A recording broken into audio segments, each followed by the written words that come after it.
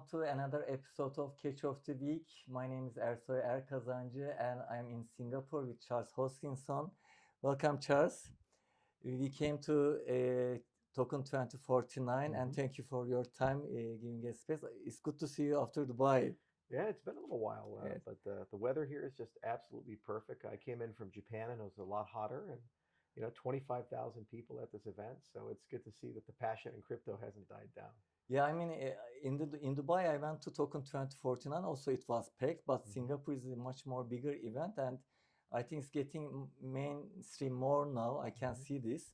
So I want to talk you more in detail. I know you well, but maybe our audience might not know you. What's your story? How did you start crypto? How did you found Cardano and input output? So if you can mention, if you can start with this, then we can go into detail. Oh, absolutely. So I started in the very, very early days of Bitcoin. So I was about halfway through the first generation, so late 2010, early 2011. There I was focused mostly on education. So I started the Bitcoin Education Project and created free content. The most notable of which was a course I created called Bitcoin, or How I Learned to Stop Worrying and Love Crypto, because I was a big Peter Sellers fan. So I named it after Dr. Strangelove. And I ended up getting almost 100,000 students with that class. So it was a great opportunity to get to know everybody. And some of those students said you should start a business. And so I started a cryptocurrency called BitShares. And there we wanted to create an algorithmic stablecoin and a DEX. And this was before we had those words. This was 2013.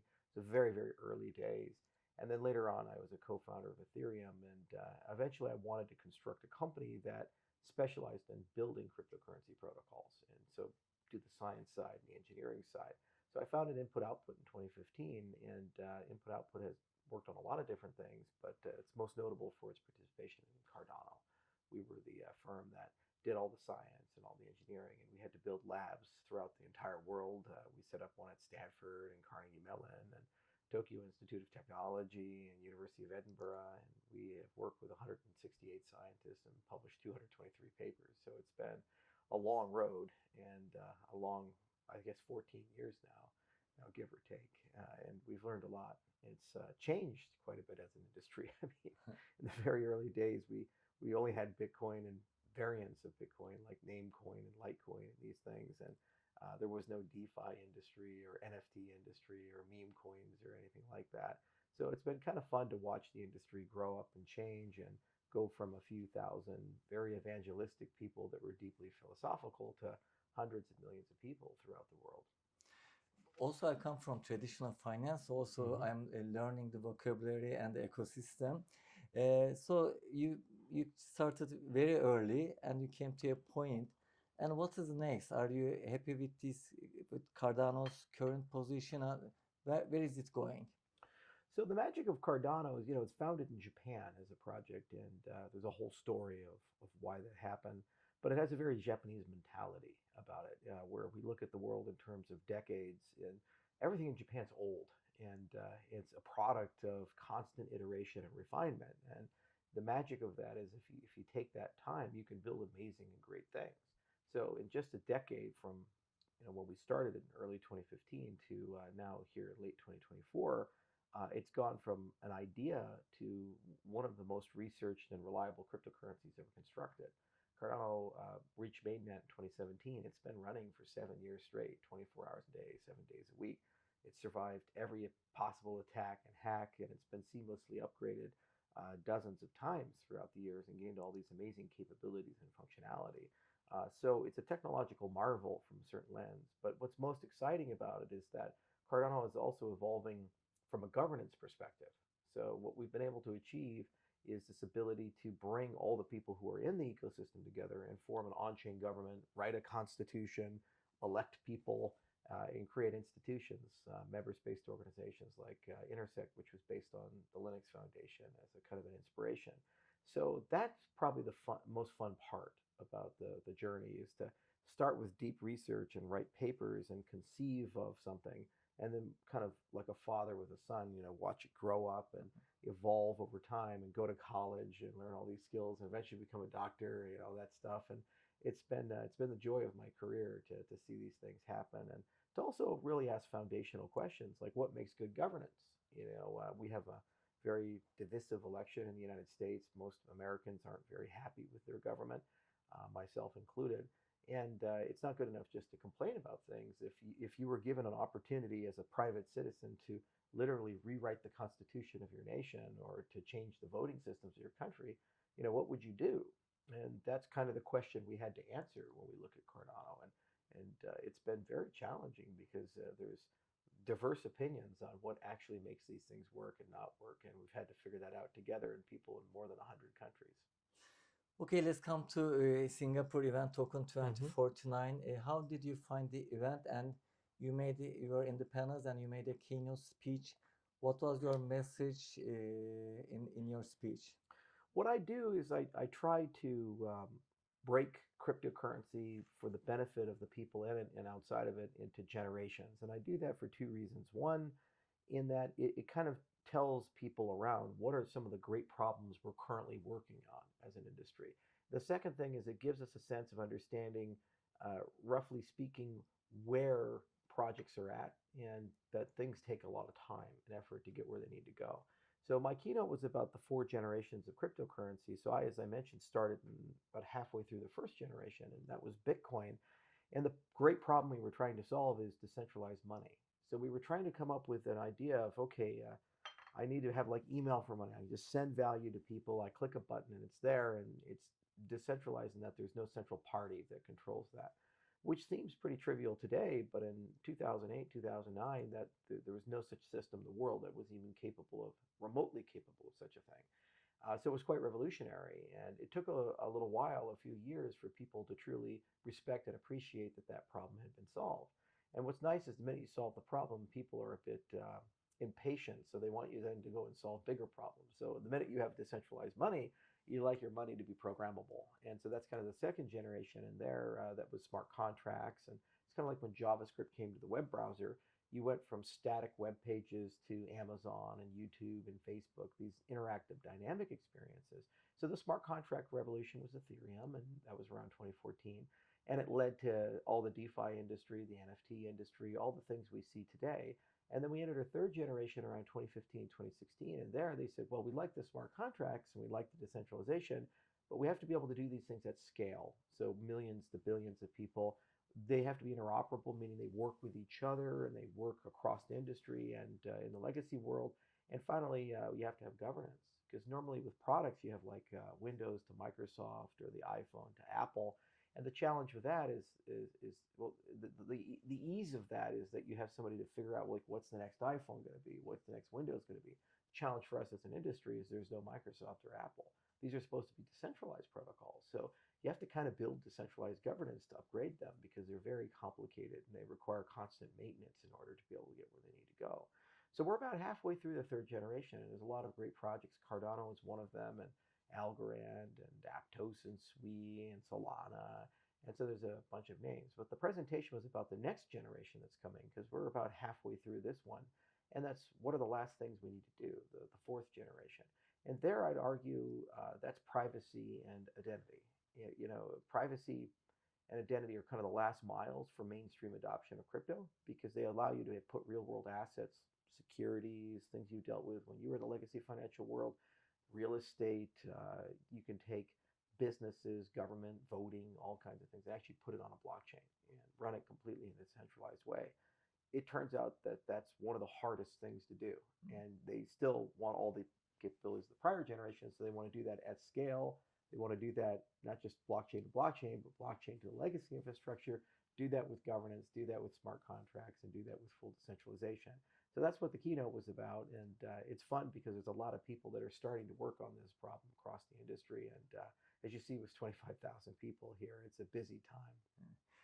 I think I catch a word, interoperability. Oh my God, I couldn't tell. That's a hard word. Is it? Can you just open it a little bit? What do you mean by? Well, we as consumers know it when it's there and feel it when it's not there. So Wi-Fi is a great example of the interoperability miracle. So we're here in Singapore. Our phone can connect to the hotel Wi-Fi. We don't have to have a Singapore device or be a member of a Singapore telecommunication company.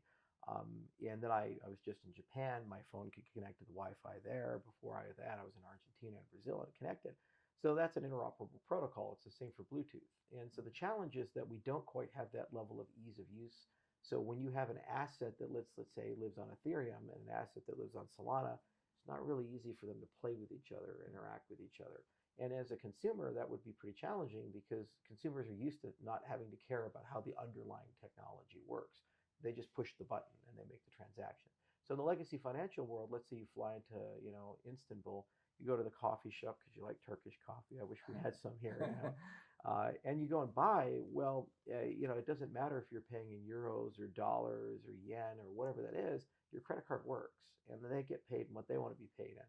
So that's interoperability in a nutshell. And so that's the kind of reason why it's in the third generation, because it's such a hard problem under the hood to solve, because somebody has to do the work of making these systems talk to each other and work with each other and get it very simple for the consumer to have. Privacy and identity are also interconnected with interoperability because there's an incompatibility, a fundamental incompatibility with the legacy world and the Web3 world. And that incompatibility is regulation. When you live in the legacy world, almost always every financial transaction has a who behind, has a name behind it. So it's not just it happened. Charles Hoskinson, it happened. When you drive by a piece of land, you look at the land, you say, oh, well, who owns that? There's an owner of that land. That's a lot harder to do in Web3. There's not a universal standard and universal representation. And by extension, it's hard to do conventional regulation. Like how do you do know your customer and anti-money laundering and these types of things, which are the bedrock of the global financial system. So interoperability requires that as well. Having a notion of identity, then you could start sorting out, okay, for this type of transaction, for this type of asset, for this type of consumer in this use case, how are we going to handle the regulation of this? How are we going to handle the taxation of this and these things? Since you mentioned Turkish coffee, next time I hope we will do this in interview in Istanbul, and I will give you Turkish coffee. Yeah. Turkey is very big in crypto and very crypto native. I'll come to Turkey later, but I'm curious about the new project Midnight. InputOutput Global is developing projects like Midnight. So how does Midnight is helping the ecosystem? So Midnight is kind of a roll-up of everything I've learned in the decade and a half that I've been in the industry. It is the first, I'd like to say, fourth generation cryptocurrency where we are really trying to sort out the private smart contract side. We have an identity standard we built, and it's now at Hyperledger. It's called Hyperledger Identitas that puts that stack in. And then we embraced a few other capabilities to try to bring this across the entire industry as a whole. And in particular, we have this concept of hybrid applications. And so another big issue in our industry is that our fragmentation isn't just standards, it's economic.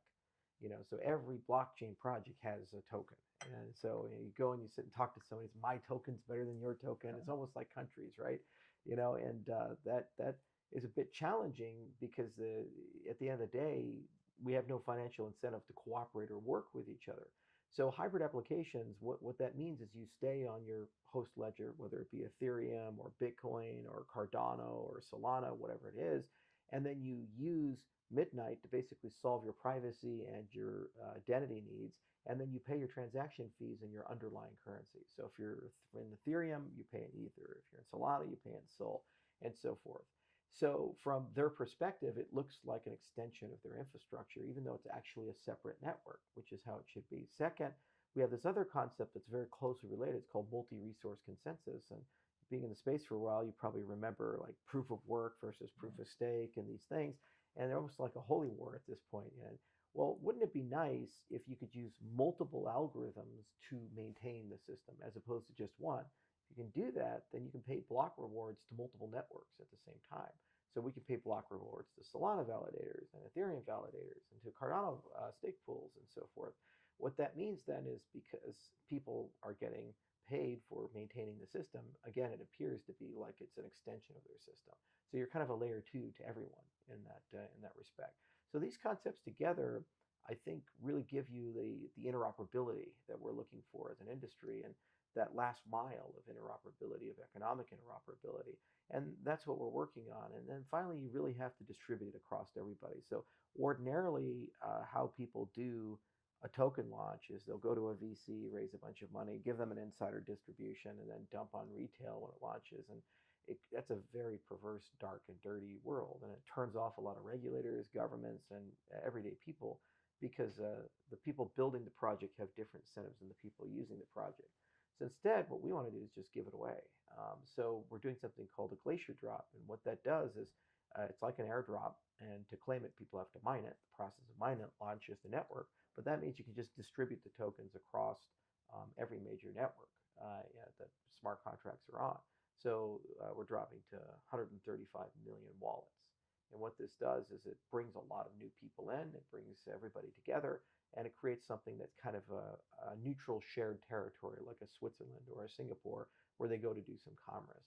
So it's a non-adversarial, very friendly meeting of the blockchains, and you get a lot of emergent properties from it. And I think if we pull it off, it's going to be one of the largest and most useful projects in the cryptocurrency industry, and one that people want to keep around because they have strong incentives to keep it around. You mentioned also about regulators or regulations, and Turkey has recently announced long expected regulations. How can Cardano or Midnight can help Turkey support the ecosystem? And as far as I know, you're also working with different governments to help them. So another example, maybe Argentina's example, can it be an help to Turkish government? What do you think about it?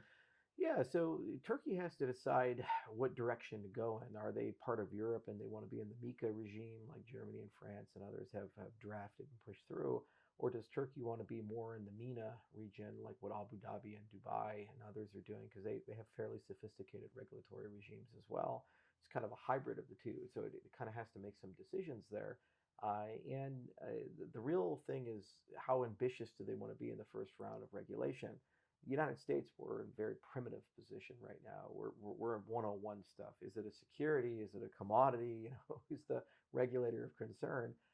But already people are starting to become aware of much more difficult and tricky concepts to regulate, like what is a DAO and what is DeFi and how do you regulate something where there's no central authority that operates that thing, yet it is replicating the services of something like a bank or an exchange. So that's much harder to do.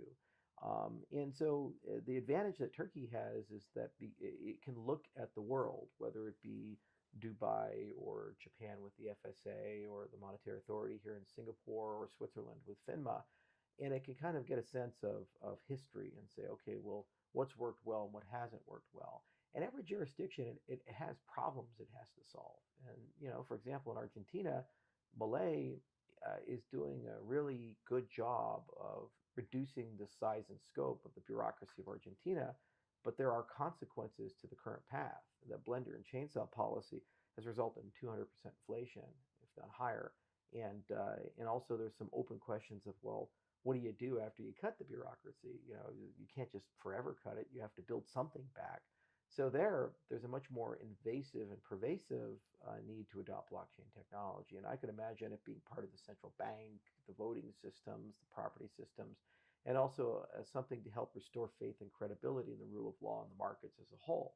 Turkey is stronger, economically and is in a better position than Argentina is at the moment. So there's probably a different set of problems that Turkey wants to solve. So when you scope national regulation, you have to take a step back and ask yourself as a leader, where is the society at? And what problems are we attempting to protect and resolve?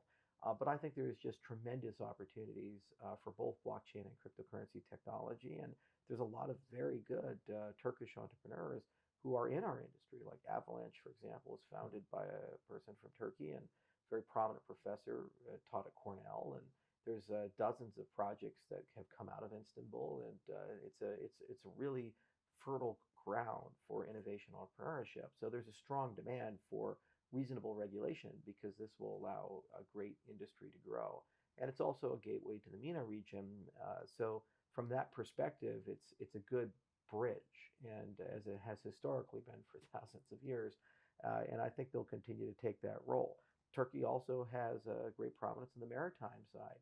And so that when you think about some of the unique things it could do, supply chain is a huge question. And I think there's a lot of things in the blockchain space that are there.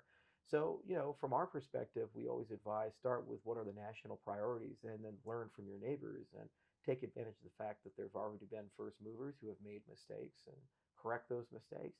And then also you have to be honest about how ambitious you want to be. One of the worst things a person can do is claim that you want to do everything, but only have the national ambition to solve a few things.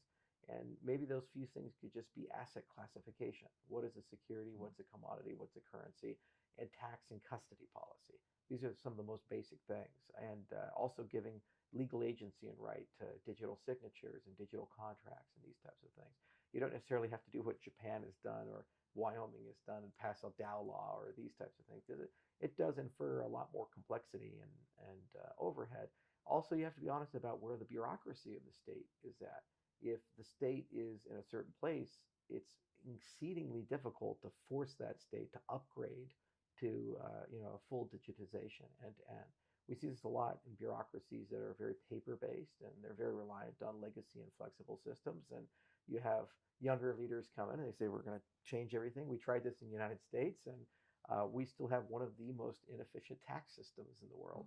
Million pages of code and very primitive software with the IRS. And they had to hire 86,000 people at the IRS just to try to keep up with tax processing because of how inefficient the system is. If you contrast that with Estonia or Georgia, very small bureaucracies, and it's super easy to file your taxes. It's 1 or 2 pages.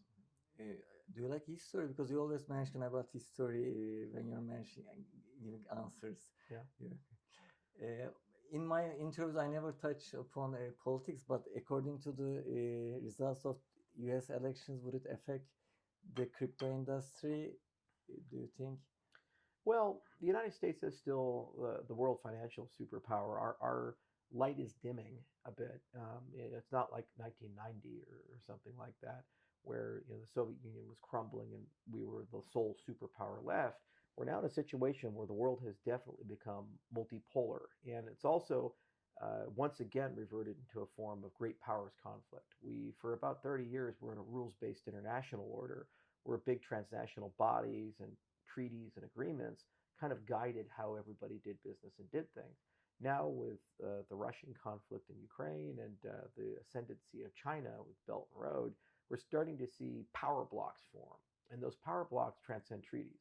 So we may have an international agreement, but if that agreement gets in the way of the politics of Russia, China, and the United States, they're not going to last very long. So you see this with carbon reduction and other trading.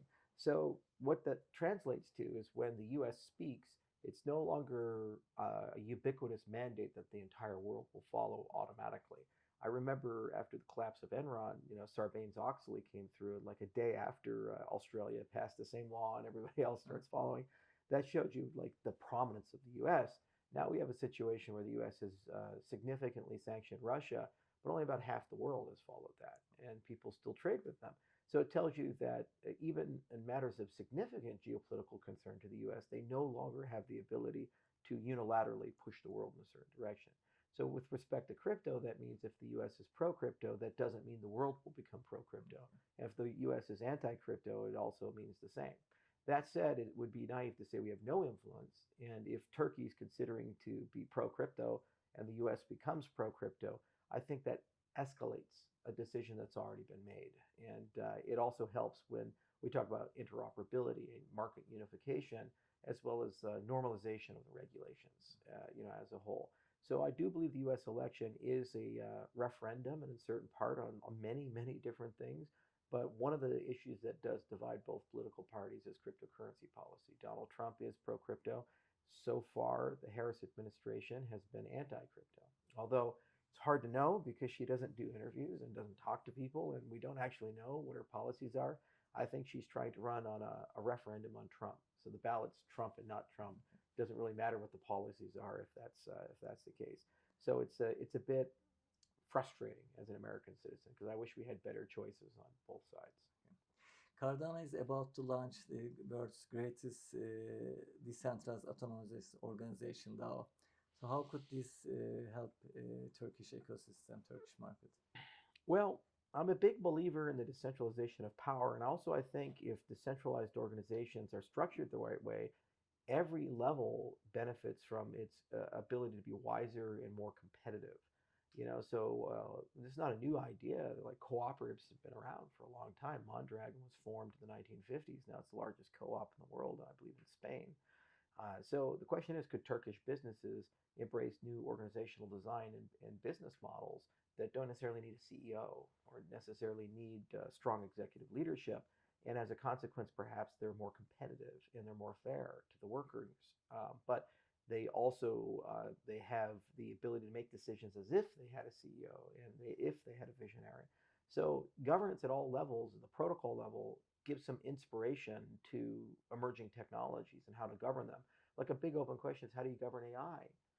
I don't feel terribly comfortable that Sam Altman and Satya Nadella and Sundar Pichai and these others, just a small group of people, basically have a monopoly on how AI functions, who gets to use it, what questions you get to ask, and how those outputs are. That's certainly not fair to the people of Turkey. Certainly not fair to the vast majority of the world. People of India, people of South Africa, they're losing that.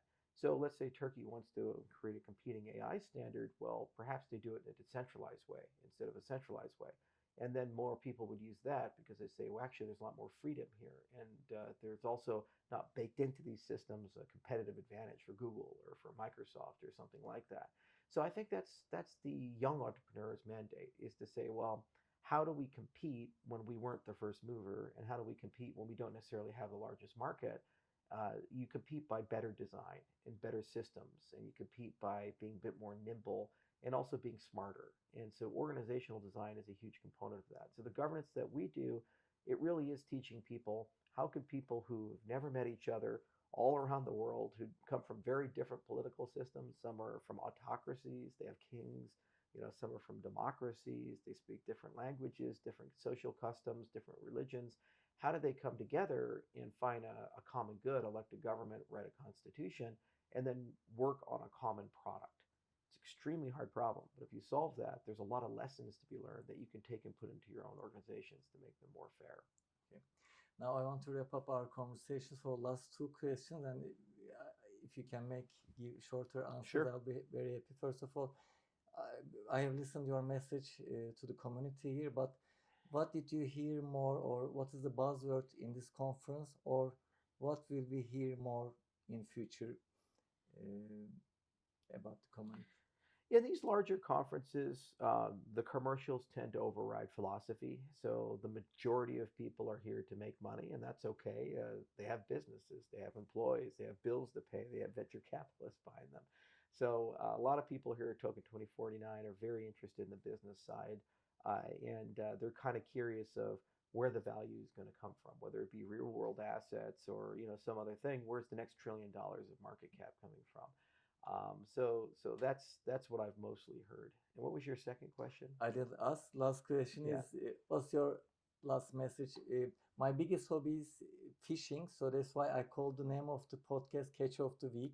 So generally, I finish what did we catch today? Or do you have a hobby? I don't know. What's your best hobby you like? And for the audience, if you want to finish to Turkey or like global audience, what's the main message? Well, in terms of fishing, I grew up in Hawaii, and we used to do the deep sea fishing, and it's always fun to go and try to catch a swordfish or something like that, because they're tough, and they're strong too. But no, the message to the audience as a whole is that we're not very far into this industry. We're only 15 years old. If this was the internet, the year would be roughly 1985. So obviously a lot of stuff happened since 1985. So these are still early days. There's a lot of great companies yet to be founded, a lot of great protocols, and we're still in roughly the infrastructure phase. So this is a really good time for entrepreneurs to get involved and build things. And the other thing is that there are no pre-decided winners or losers. So it's not like, well, this is going to be yet another United States dominated thing or something like that. So the largest crypto companies in the world can be from Turkey if the right innovators are there. And I think it's a good thing that it's open up. It keeps people honest, and it allows the best ideas to win. Okay, Charles, great conversation. Hope to do it in Istanbul then. Absolutely. Okay. When we're there, we'll call you. Cheers. Thank you.